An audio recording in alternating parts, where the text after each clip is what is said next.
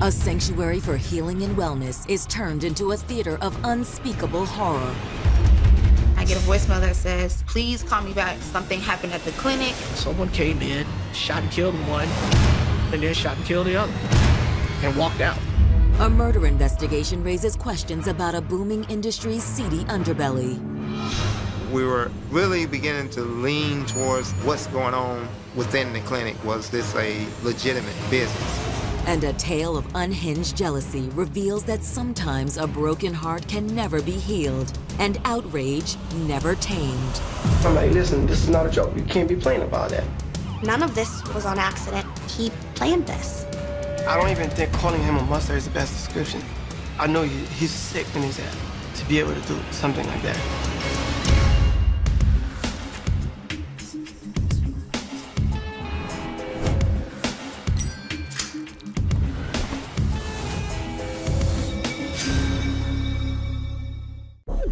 July 2nd, 2007.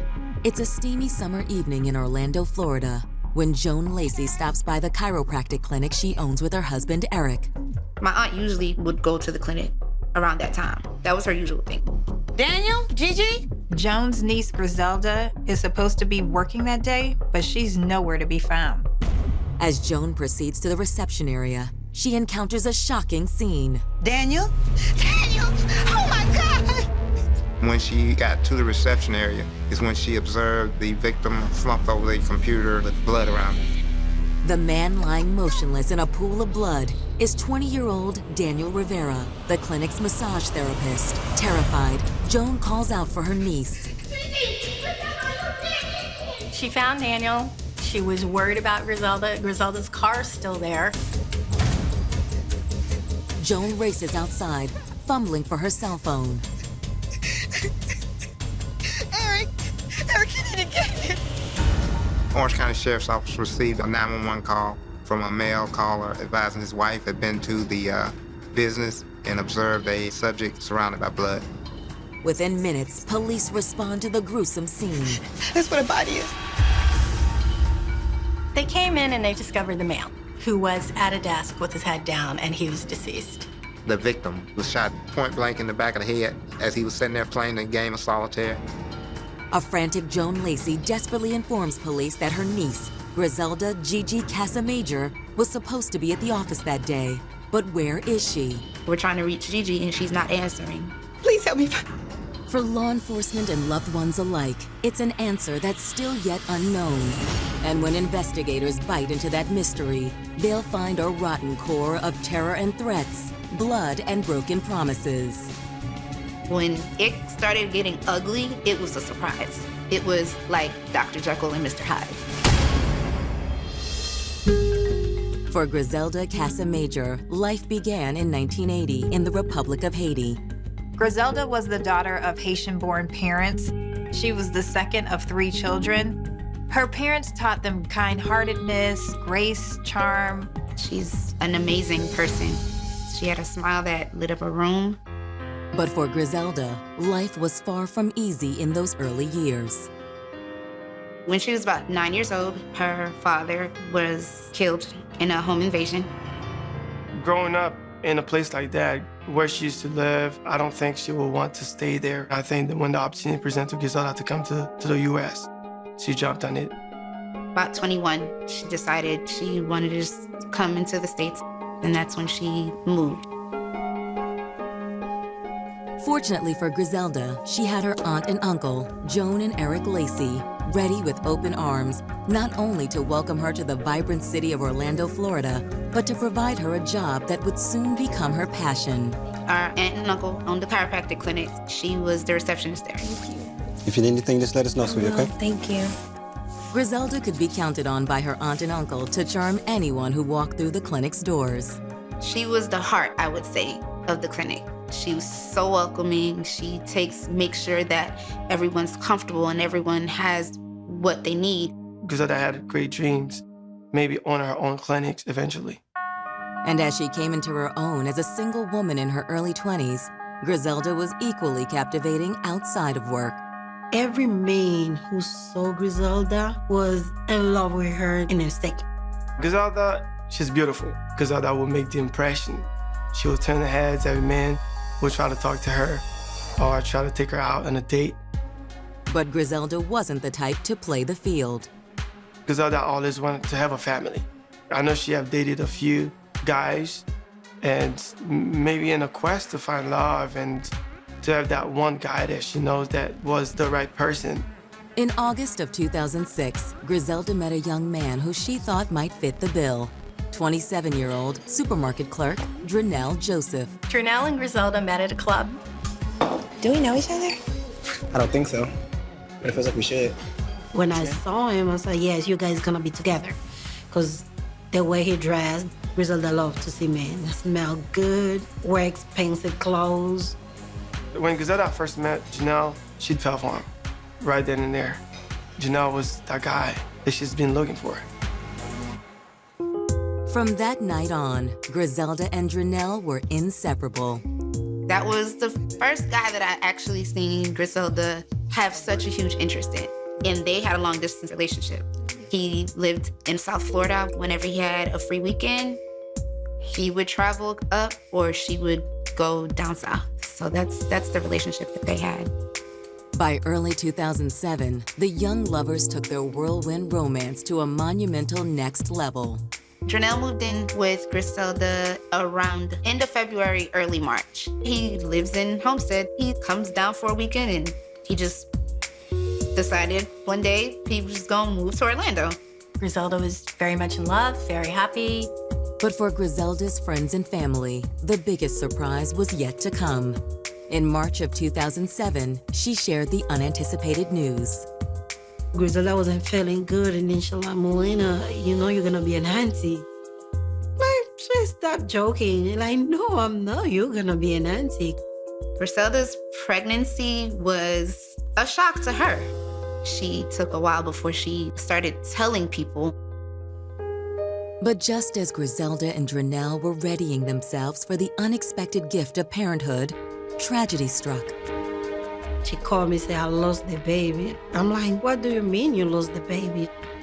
Because I was very devastated. She was a very spiritual person. She prayed about it. She said, God will give me another one. While Griselda's faith helped usher her through this personal tragedy, her relationship with Drenell withered under the emotional fallout. When she miscarried, he was very nonchalant about it. For her, it was a traumatic experience. And then he wasn't really there to comfort her. So that definitely made her look at Drenell in a whole different manner. Griselda had ended her relationship with him, and he had moved out of the apartment with her. And he went back to Homestead. For a time, Griselda was devastated by her breakup with Drenell. But that spring, she garnered the strength to face the world once more and invited love back into her life. Griselda met and started dating a guy named Lou Sanders. Lou was a barber, so he was a cool cat. Cool cat. He likes to tell jokes. He's always welcoming. He gives you a hug when he sees you. He wants to put a smile on your face. For Griselda, Lou was exactly what she needed after a tough breakup. Lou. I just want to take it slow. Hope you understand. Sure, babe. I understand. Taking it slow. Griselda told me that she was dating Lou and the relationship was going well. But would this blossoming love reach its full potential? Or would fate play another cruel hand instead? The killer went in with a plan to execute. It's a true cold-hearted execution.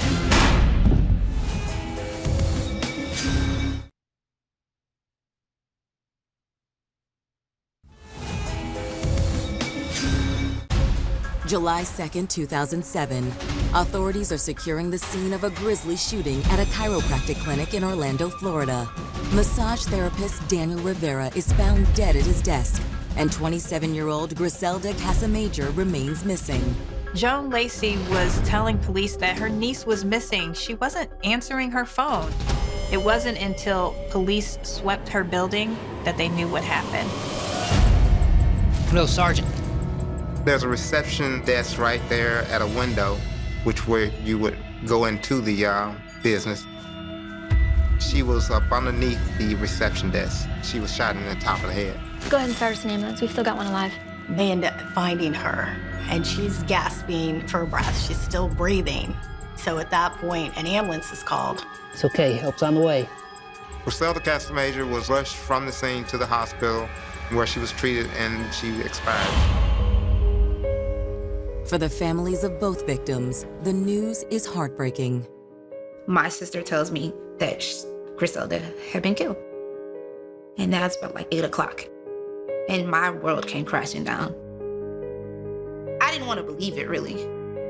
I didn't want to believe it. The moment I die, I did die with Griselda. Some people might not understand our relationship. I have brothers and sisters, but never find someone care for me like Griselda did. The same day I met Griselda, she was there for me every single moment. It came shocking to me when I heard the news. It was just kind of like a big blur at the time. And didn't really hit me until I had to call my mom. The minute she picked up, I said, Danny died.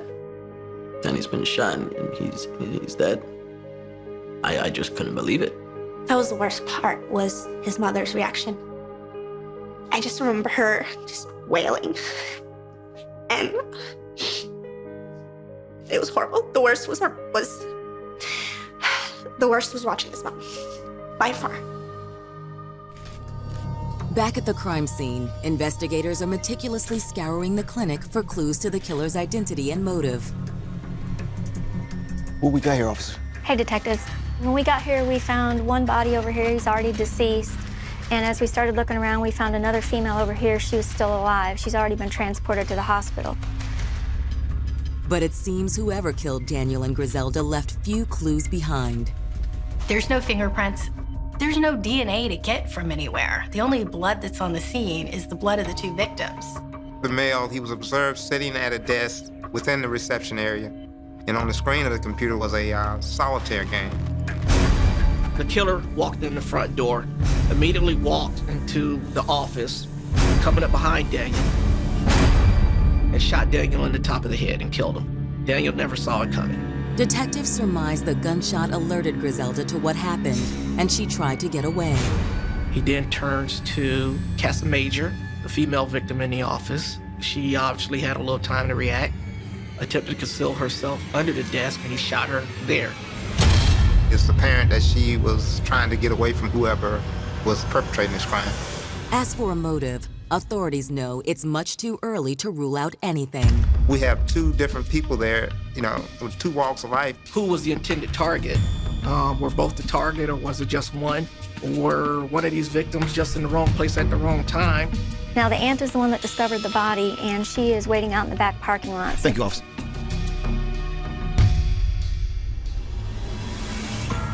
When police question the clinic's owners, Griselda's aunt and uncle, Joan and Eric Lacey, there's one detail in particular they find suspicious. They looked into the relationship with the aunt and uncle, especially considering the aunt called the uncle instead of just calling 911 herself. That was her first phone call. He called 911. You would think that when you see something like that, your first phone call would be to 911, get these people some help. Joan explains to detectives that coming from Haiti, it's not her custom to rely on law enforcement, a statement corroborated by others. She's from Haiti. There's no really sense of police. There's no police. You don't call 911. Dealing with people from the Caribbean, a lot of times there is a natural distrust because of, in some places, the corruption and stuff that goes on. But when detectives attempt to interview Griselda's uncle, Eric Lacey, his behavior does little to dispel their suspicion. He lawyered up, asking for an attorney while we were interviewing him. We have no reason to understand why. We know that this is his niece that's in there that's killed inside their business, and he doesn't want to talk to us. And he's doing everything he can to keep his distance from us. Sir, this is your place of business. Yes, sir, right? I do know that. That's why I want to speak to a lawyer. All right, sir, thank you for your time. Investigators knew that his behavior was definitely a red flag. and was wondering if he or his wife had something to hide. At that point, we didn't know what to suspect out of him as far as his involvement. We didn't know if this was a pain clinic that was giving out illegal scripts and he was afraid of that, or we didn't know if he was involved in these murders. While detectives keep Griselda's uncle and aunt on their radar, they can't help but wonder, could a desperate addict have attacked the clinic in search of prescription meds? Because you have a medical clinic, so one of the questions was, are there drugs there? Is this somehow drug-related? We spoke with the doctor that presided at the clinic, and he assured us that there were no prescription medications kept at the center. There's no facilities to keep prescription medications there. But the lack of prescription medication doesn't mean this office couldn't be an attractive target for a desperate criminal. The prescription pads at the location would have been of value to any individual that was seeking to get illicit prescription drugs. But without cameras and surveillance footage to aid them, how can police hope to identify a possible suspect? Fortunately, there's one clue lying in plain sight. We did find one piece of interesting evidence, the sign-in log. There was a sign-in sheet at the window there where Griselda would have been letting people into the business. At the bottom of the sheet is a signature, Christina Alexander. Christine attracted our attention. Yeah, we definitely wanted to talk to her. But when detectives find Christina, will she provide the crucial clue to solving this bloody crime? Or will police find themselves slipping deeper into the dark spaces that lie between? Someone coming after my uncle's business, that could have been a possibility. It's not far-fetched.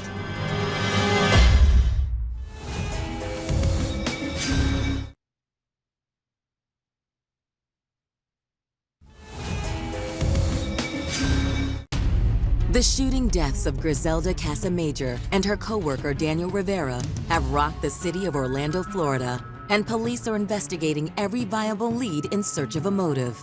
Police weren't sure if this was a targeted attack or just someone trying to steal some prescription pads.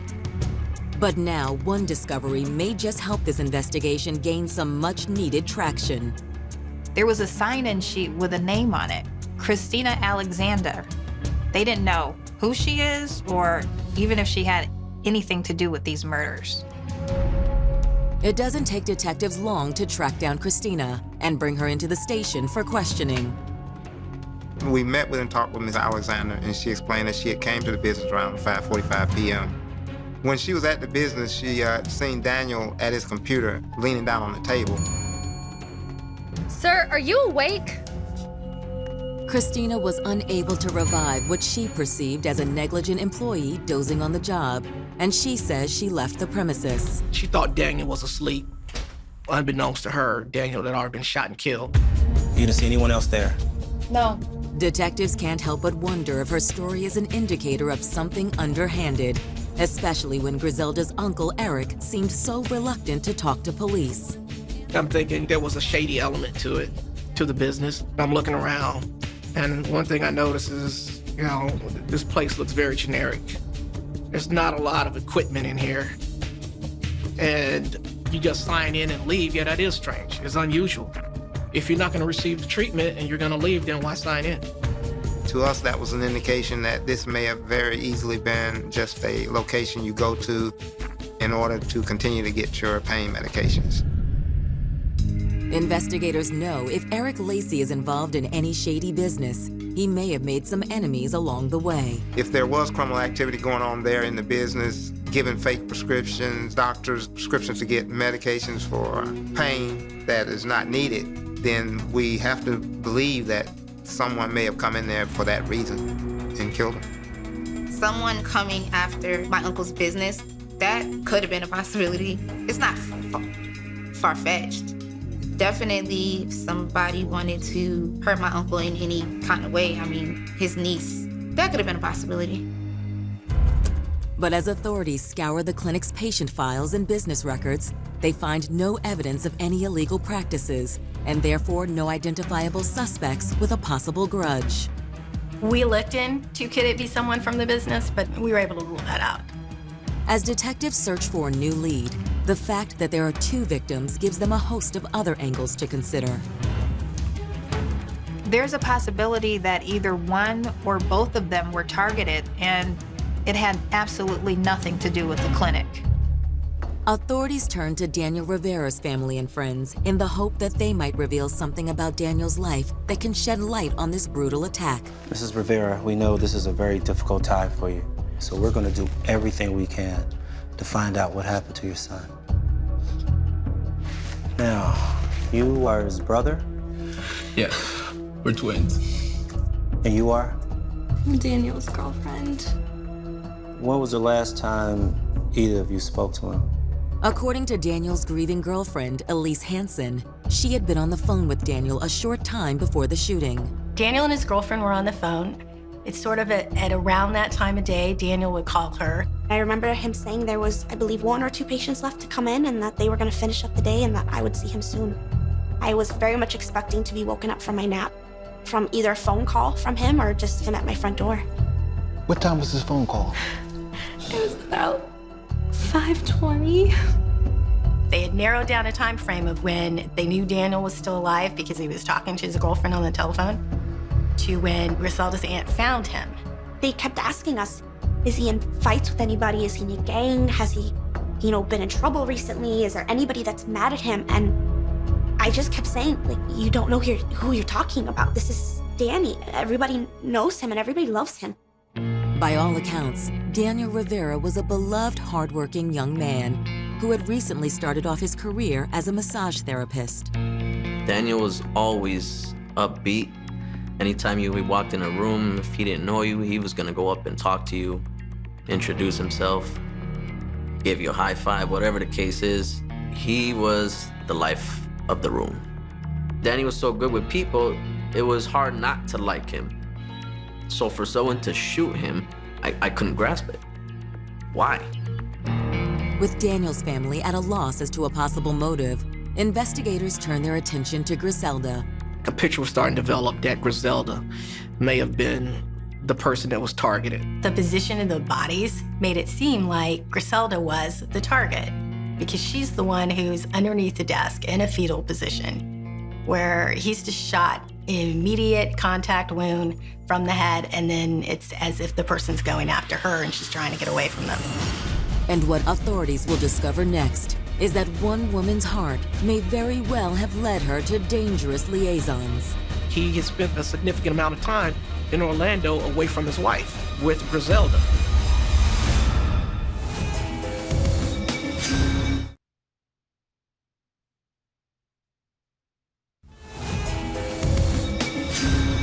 In the hours following the double homicide of Griselda Gigi Casamajor and her co-worker Daniel Rivera, detectives in Orlando, Florida had found no evidence that Griselda and Daniel's deaths were the result of any questionable business practices by Griselda's family members. But soon, detectives realized there are more angles to consider, namely a man named Lou Sanders. Lou was also a name given to us by one of the doctors that worked in the office. And I guess she had been talking about Lou to them, so they know a little bit about him. Griselda and Lou started dating a couple of months prior to the shooting, and it's very normal for police to start looking to people closest to the victim.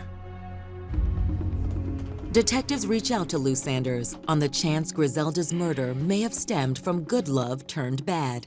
We searched for Lou, had a phone number for him. I actually talked to Lou on the phone. Lou explained his situation. I'm just tore up over all this. I understand you're upset, sir, but there's a few questions I need to ask you. Were you two having any problems? No, none at all.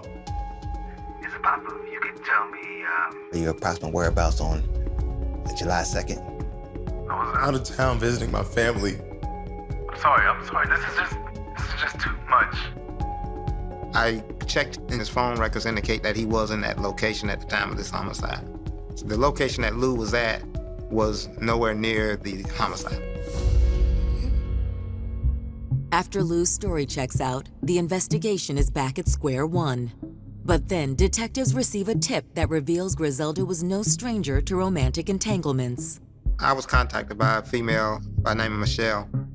She advised that she was a personal friend of Griselda Casamajor, and she had some information that we definitely need to know about Griselda and what was going on in her life. Yes, it's about her boyfriend. Lou. No, Dronell. Okay. Michelle tells police that Griselda had only recently broken up with Dronell Joseph. What's more, her relationship with Dronell may not have been as exclusive as she thought. Dronell was a womanizer. I mean, he was married, he had Griselda. I'm sure that he was of the thoughts that he can look elsewhere, but the women he's involved with can't. The people we talked to in this investigation says Dronell is a talker. He's a person who likes to be around the ladies. He loves to talk to them. He gets along with the ladies well.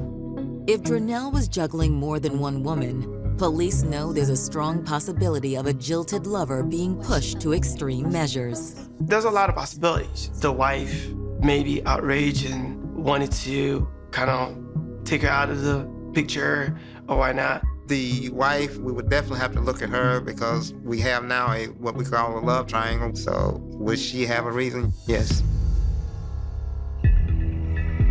It isn't long after that police knock on the front door of Dronell Joseph and his wife, Erica, in the Miami suburb of Homestead, Florida. Ma'am, can you step outside for a moment? Yeah. Miss Joseph, from the Orlando Police Department. We're here investigating a double homicide. Apparently, she had already heard about the murders, but she did not make the connection with Dronell and Miss Casamajor. I don't think his wife knew about the girlfriend, and I don't even know if she suspected anything about the girlfriend. Either she didn't want to know, or she was just being willfully unknowing. Mind if we ask you, where were you on July 2nd? I was at work. We checked her work records. She was at work on the day of the homicide. Dronell's wife was ruled out as a suspect. As for Dronell himself, investigators would still like to have a few words with him. The wife calls Dronell Joseph, and he comes to the house, and we meet with him there at the house. We tell him what we're there to talk about and explain to him it'd probably be best not to talk about this in front of your wife, and he agrees. And we go to the police department there locally and interview him. Okay, and we're here speaking about a death that occurred in Orange County, homicide that occurred in Orange County, and one of the victims was, you refer to as Gigi. Her name is Griselda Casamajor. Yeah. In his interview with police, Dronell admits he had a problem with infidelity and that it caused issues in his earlier relationship with Griselda. How did she find out you were married? Yeah, I think the other girl had called her one time, and then I went and confessed. What other girl? A girl I used to see. Way before I used to mess with, and then I think she got jealous that I was like spending more time with Gigi, and then she told me Gigi. Dronell had another girlfriend. It was a whole drama. Was she one to argue? No. According to Dronell, juggling multiple women wasn't easy. And when Griselda suffered her miscarriage in April 2007, Dronell admits he breathed a small sigh of relief. I'm not totally happy, but okay, I didn't know how I was going to explain it to my wife. Dronell says after his breakup with Griselda, the couple stayed in touch for a while. But the last time he had contact with her was on June 16th. Then on July 2nd, he got the terrible news. Dronell said that he left work that day at 12 o'clock, and he went to get his wife's car and took it to a shop to work on the tires. I had my cousin up there, and she said, oh, something happened to Gigi, and she started crying. And another girl got on the phone and told me. I'm like, huh? What the hell? Dronell was the type person, you ask him a question, he had an answer for it. And he was very confident. We didn't push him too hard at that time. We just took his statement. But how would that statement hold up under further scrutiny? As investigators are about to discover, the road to forsaken love can take some hostile turns. She was like, oh, he did it again. He pointed the gun at me again. And I grabbed my phone to call 911. I'm like, listen, this is not a joke.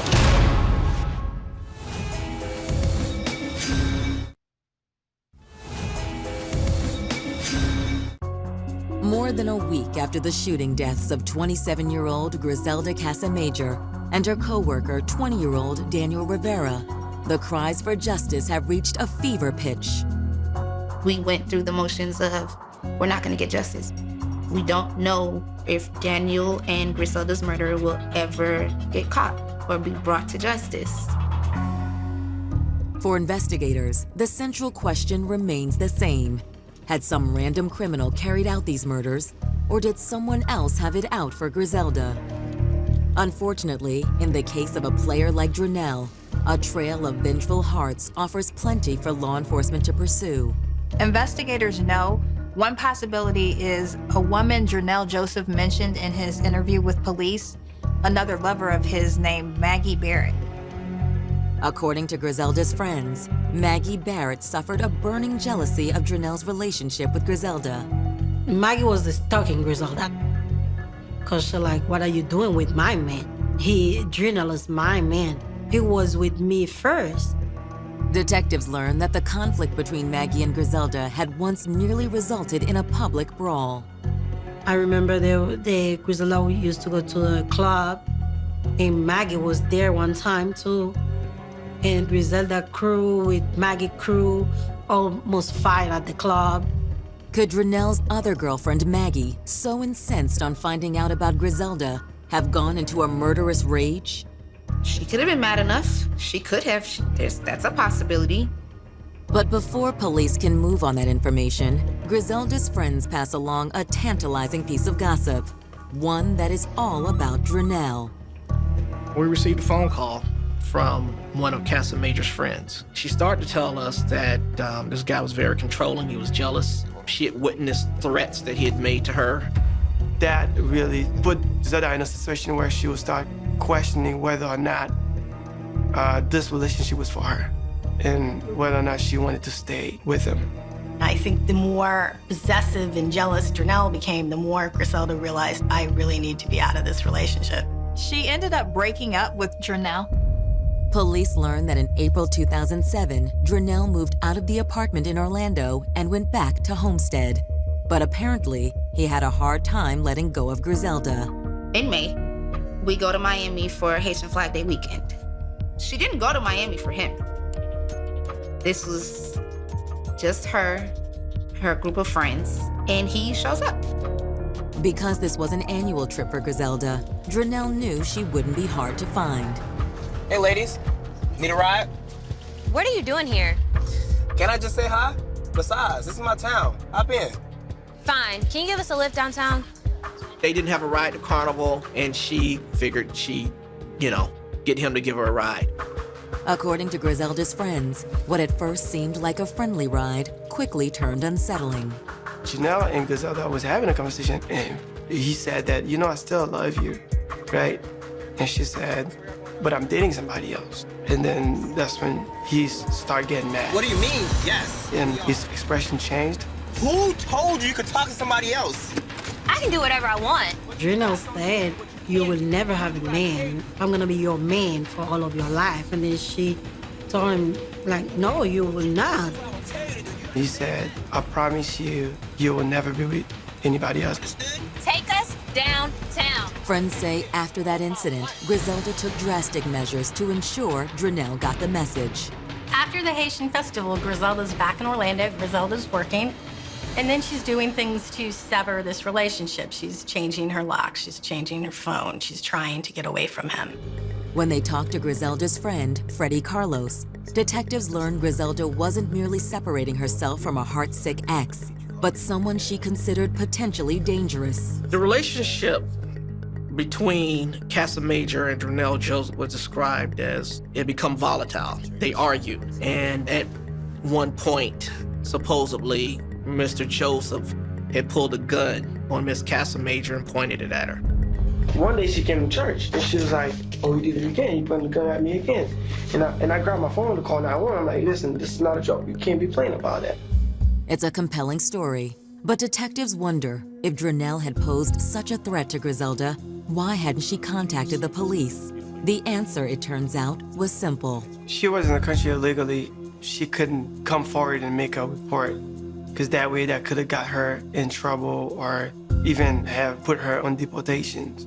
Griselda was between a rock and a hard place. She was worried about her immigration status. She's being harassed, And she didn't know whether or not calling the cops was the smart thing to do. Friends say, to make matters worse, Drenell knew about the situation and leveraged it to his own advantage. We were able to determine that Drenell Joseph had contacted Homeland Security to report her as being an illegal alien. Drenell used whatever he could to threaten Griselda and hold things over her. With evidence mounting by the minute, detectives recall a detail from Drenell's earlier interview that now seems troubling. Did you and Gigi have many discussions about infidelity? I couldn't care less. I sorry to say it like that. I mean, like, I have a wife. The little bit that I have, I'm enjoying it. But I know where my priorities are, which was my wife. Drenell said his relationship with Griselda was casual, but that's not what Griselda's friends said. After that interview and talking with her friends, this guy is definitely, his story is not jiving with what we're getting from everybody else.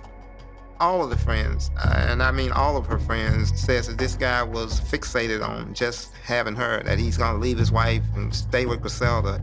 Drenell was trying to get Griselda deported because she wasn't a citizen.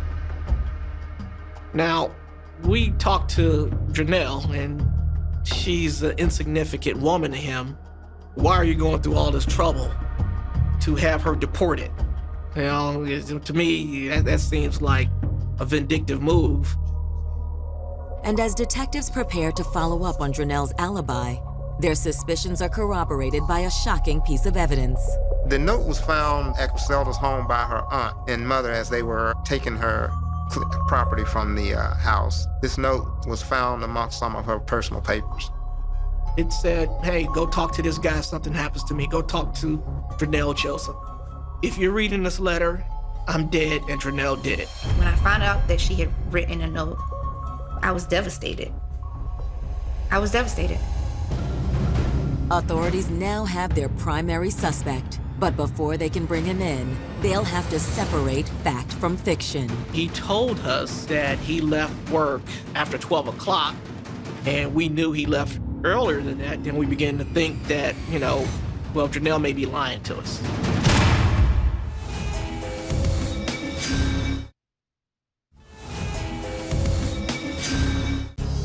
Three weeks after a shooting that claimed the lives of Griselda Casamajor and Daniel Rivera, Griselda's ex-boyfriend, Drenell Joseph, has come under law enforcement's radar amid reports that he was jealous and abusive to Griselda.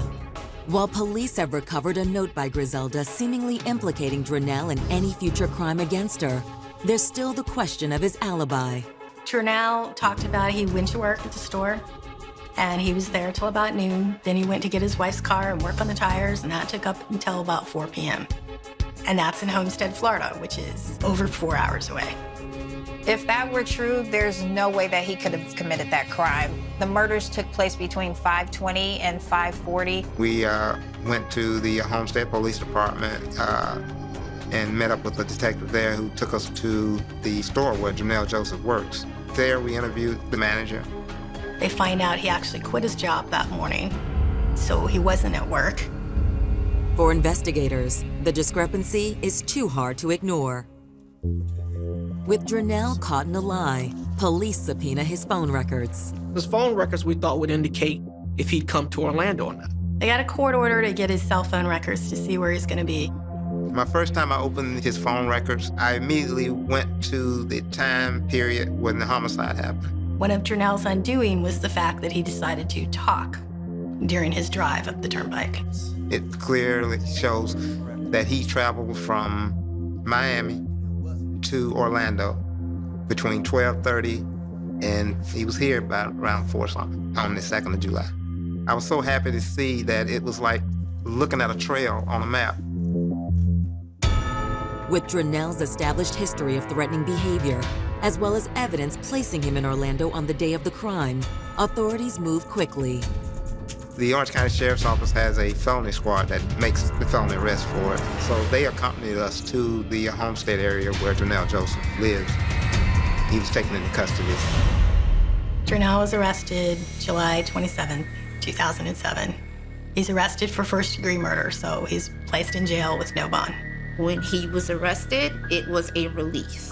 It was the system actually works. Someone is actually going to get punished for taking the lives of Daniel and Griselda. When they told me they finally arrested somebody, it was a weight off my shoulder a bit. I'm thinking in my head, they finally got this figured out. Less than a year later, on May 22, 2008, Drenell Joseph's trial gets underway in an Orange County courtroom. State prosecutors describe for the jury a man undone by unrequited love. Griselda had gotten over Drenell. She'd asked him to leave, and he had left. She was moving on and started talking to someone else. Drenell just seemed to be your classic domestic violence person. He was just extremely possessive, extremely jealous. Even though he's married, he still doesn't want anyone with Griselda. He was obsessed. He really meant it, that she wouldn't be able to be with anybody else but him. As to what finally pushed Drenell into a murderous rage on July 2, 2007, prosecutors believe they might know the answer. We know Griselda went out the night before. We believe Griselda was there with her boyfriend, her current boyfriend at the time. One of Drenell's friends saw him out and called Drenell and told him about it. Prosecutors say the following day, Drenell put his plan into motion. One intended to punish the person who broke his heart and anyone else who might stand in his way. He left work, got his wife's car, and drove north to Orlando, committed the murders while she was at work, killing Daniel in the meantime. Daniel just happened to be in the wrong place at the wrong time. He then went directly to Griselda, who was at the reception desk a few steps away, pulled a gun on her. She cowered down to the floor. He then shot her in the head and killed her. As harrowing a picture as it is, Drenell's defense team tells jurors that the state simply doesn't have the facts to back it up. The defense just claimed that this case wasn't proven beyond a reasonable doubt, that there was nothing putting Drenell Joseph into this clinic. Throwing the state's case into even more trouble, Florida law won't admit what is perhaps their most telling piece of evidence, Griselda's letter. We're not able to get in the letter because she's dead, and so it's hearsay.